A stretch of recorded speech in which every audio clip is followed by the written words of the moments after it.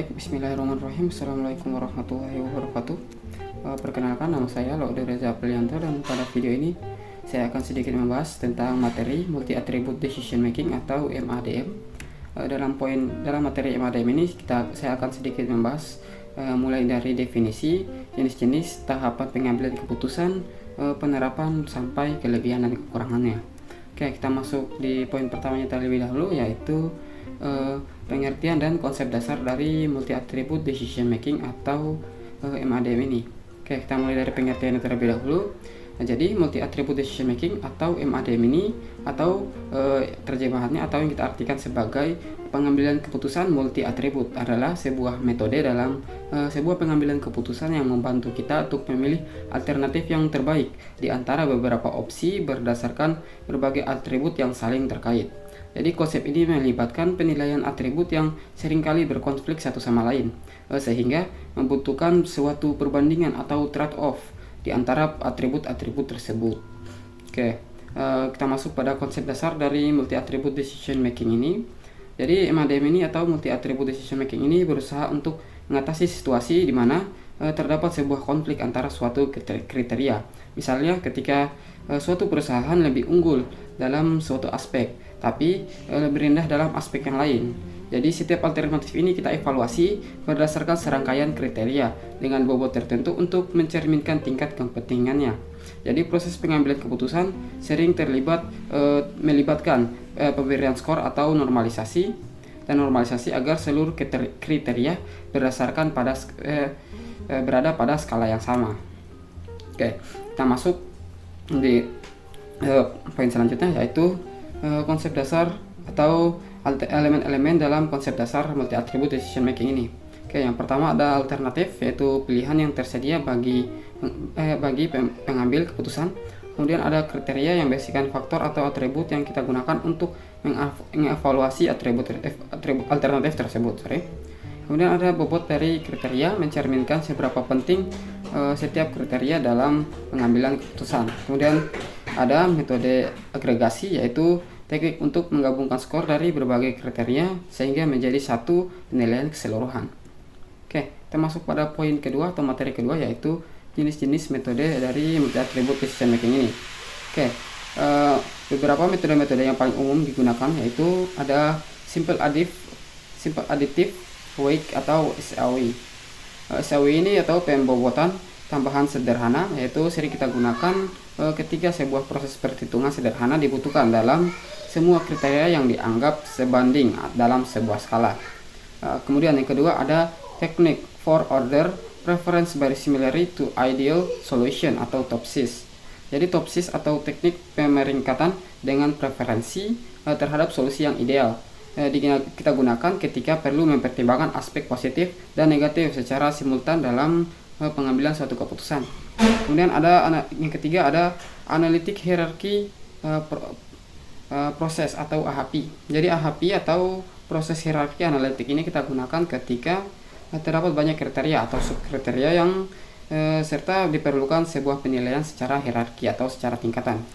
Oke, kemudian ada yang terakhir, ada Weight Product Model atau WPM. Jadi WPM atau model produk tertimbang ini kita gunakan ketika hubungan antar kriteria dianggap lebih baik dievaluasi dengan pendekatan perkalian daripada penilaian penjumlahan.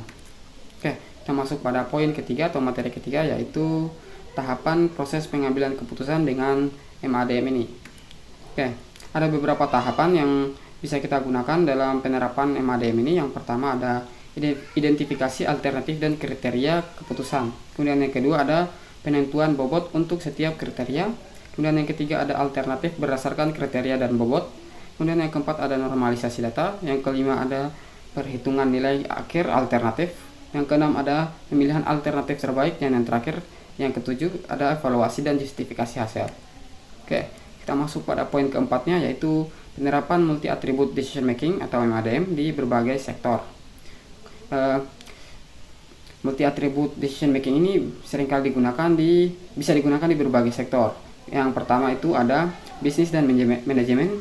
Metode yang sesuai atau yang paling sesuai digunakan dalam sektor ini yaitu metode AHP dan metode TOPSIS, karena bisa kita gunakan untuk membandingkan supplier berdasarkan beberapa kriteria sehingga kita bisa menemukan supplier yang paling sesuai dengan kebutuhan bisnis kita.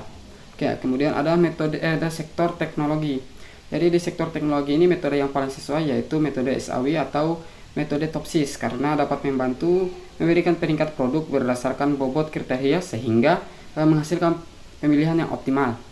Oke, kemudian ada sektor sumber daya manusia. Dalam sektor sumber daya manusia ini, metode yang paling sesuai digunakan adalah metode yang paling sering digunakan dan sesuai adalah metode AHP, karena banyak digunakan untuk membandingkan beberapa kriteria dan menilai kandidat melalui perbandingan pasangan, memastikan karyawan terpilih sesuai dengan kebutuhan perusahaan. Oke, kita masuk pada poin keempat, yaitu sektor pendidikan. Jadi di sektor pendidikan ini metode yang sesuai yaitu metode VIKOR dan metode SAW, karena dapat membantu memberikan rekomendasi sebuah sekolah ataupun universitas terbaik berdasarkan kriteria atau preferensi siswa maupun keluarganya. Oke, kemudian ada sektor kelima yaitu sektor kesehatan. Metode yang sesuai digunakan dalam sektor ini yaitu metode TOPSIS, karena dapat digunakan untuk menentukan perawatan dan ataupun obat terbaik dengan mendekatkan solusi ideal yang mempertimbangkan aspek klinis maupun aspek non klinis. Oke, kita masuk pada poin ke-6 yaitu poin sektor transportasi dan logistik. Metode yang sesuai yaitu metode Electre, karena sering diterapkan untuk menangani masalah dengan banyak alternatif yang kompleks dan tidak selalu dapat dibandingkan secara langsung. Oke, kemudian ada sektor terakhir yaitu sektor lingkungan. Metode yang cocok untuk sektor ini yaitu metode WPM dan metode TOPSIS, karena digunakan untuk menilai alternatif teknologi yang paling berkelanjutan. Oke, kita masuk pada materi selanjutnya yaitu kelebihan dan kekurangan dari multi attribute decision making ini. Mungkin kita masuk pada kelebihannya dulu, yaitu yang pertama ada mempermudah pengambilan keputusan dengan banyaknya kriteria. Kemudian ada memberikan transparansi dan objektivitas. Yang ketiga ada cocok untuk berbagai skenario dan bidang. Dan yang keempat atau yang terakhir ada fleksibilitas dalam metode dan aplikasi. Oke, kita masuk pada kekurangan dari multi attribute decision making ini. Yang pertama ada proses perhitungan yang kompleks dan memakan waktu. Kemudian yang kedua ada ketergantungan pada penentuan bobot dari kriteria tersebut. Kemudian yang ketiga ada keterbatasan dalam mengatasi data tidak konsisten. Kemudian yang keempat ada ketergantungan pada ketersediaan data berkualitas. Oke, sekian saja untuk materi multi attribute decision making ini. Kita sudah membahas tadi dari pengertian konsep dasar sampai kelebihan dan kekurangan dari multi attribute decision making ini. Mungkin saya akhiri saja untuk video kali ini. Bila ada kesalahan kata mohon dimaafkan. Saya akhiri. Billahi taufiq wal hidayah. Assalamualaikum warahmatullahi wabarakatuh.